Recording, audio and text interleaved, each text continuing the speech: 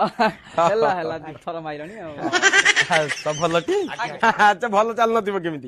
କାହିଁକି ନା ତମର ଏବେ ତ ବିଲ ଚାଉଳରେ ହାଣ୍ଡିଏ ଭାତ ବିପିଏଲ ଉପରେ ଟେକିକି ମୁଁ ତ ନା ନାଇଁ। ଆମେ ସେ ଟିକେ କାମ ଭିତରେ ରହିଗଲି ତ ଆଉ ଟିକେ ଡାକି ପାରିଲିନି ଆଉ। ତମେ ଆମକୁ ଡାକିବ କଣ ପାଇଁ? ମୁଁ ତାଙ୍କ କୁହାଳିଆ ପୁଅ ସହିତ ତମ ଦୁହାଳିଆକୁ ଯୋଡି ଦେଇଛି। ଭଲ ଆଜ୍ଞା ଭଲ ସମ୍ପର୍କ ଗଠନ ହଉଥିବ ଆଉ ନା ନାଇଁ କି?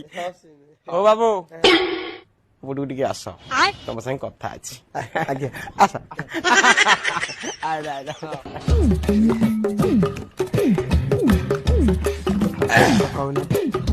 ତୁମ ଦେହରେ ମଣିଷତ୍ୱ ବୋଲି ଏକ ଗନ୍ଧ ଅଛି ନା ନାଇଁ? ସେ ଗନ୍ଧ ବାହାରି ଗଲାଣି ଏବେ କମ୍ଫର୍ଟ ମାରି।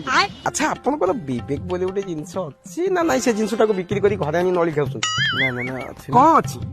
ତମର ଗୋଟେ ଚିନ୍ତା କରିବା କଥା, ତମର ଗୋଟେ ଭାବିବା କଥା କି ତମର କୋଉ ଭଳିଆ ଝିଅକୁ କି ଭଳିଆ ପୁଅ, କି ଭଳିଆ ପୁଅକୁ କୋଉ ଭଳିଆ ଝିଅ, କୋଉ ଭଳିଆ ଝିଅକୁ କି ଭଳିଆ ପୁଅ ତା ସହିତ ମୁଁ ଯୋଡି ଦେଇଛି। ଆଉ ବଡ ବଡ କଥା ମାନେ ଭାବ ତମେ ବି ଗାଣ୍ଡିଆ ଗୋଟେ ଜିନିଷ ଚିନ୍ତା କର। ମାନେ ତମେ ଚିନ୍ତା କର ତମର କିଛି ନାହିଁ, ନା ଘର ଅଛି ନା ପଇସା ଅଛି ନା ଟଙ୍କା ପଇସା କିଛି ମାନେ ପୁଅଟା ବି ନଷ୍ଟ ଚରିତ୍ର। ତାକୁ ବି ମୁଁ ସବୁ ଜିନିଷକୁ ମ୍ୟାନେଜ କରିକି ତାକୁ ମୁଁ ଇଏ କଲି।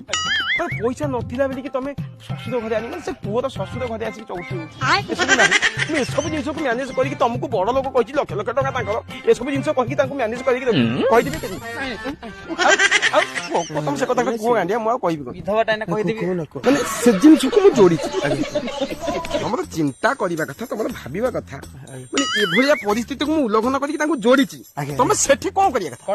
ସେଠି ଟିକେ ତମେ ଭାବିକି ତାକୁ ଦେଖିକି ତତ୍କ୍ଷଣାତ୍ ତଦାତ୍ମାନ ମାନେ ଏତେ ଗ୍ରହ ଶାନ୍ତି କଲା ତମେ କିଛି ଭାରତୀୟ ମୁଦ୍ରା ଅର୍ପଣ କରିଦବା କଥା। କିଛି ଭାରତୀୟ ମୁଦ୍ରା ଅର୍ପଣ କରିଦବା।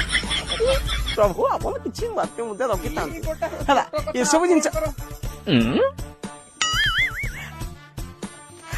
ନାଇଁ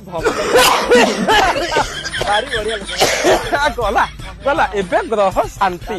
ତମ ପାଇଁ ବି ଗୋଟେ କିଛି ଗ୍ରହ ଶାନ୍ତି ପାଇଁ ଆଣିଥିଲି, କହିବି? ତମ ପାଇଁ ତମ ଗ୍ରହ ଶାନ୍ତି କରିବା ପାଇଁ ମୁଁ ଏକ କବଚଟି ଆଣିଥିଲି ତମ ଅଙ୍ଗୁଳି ପାଇଁ।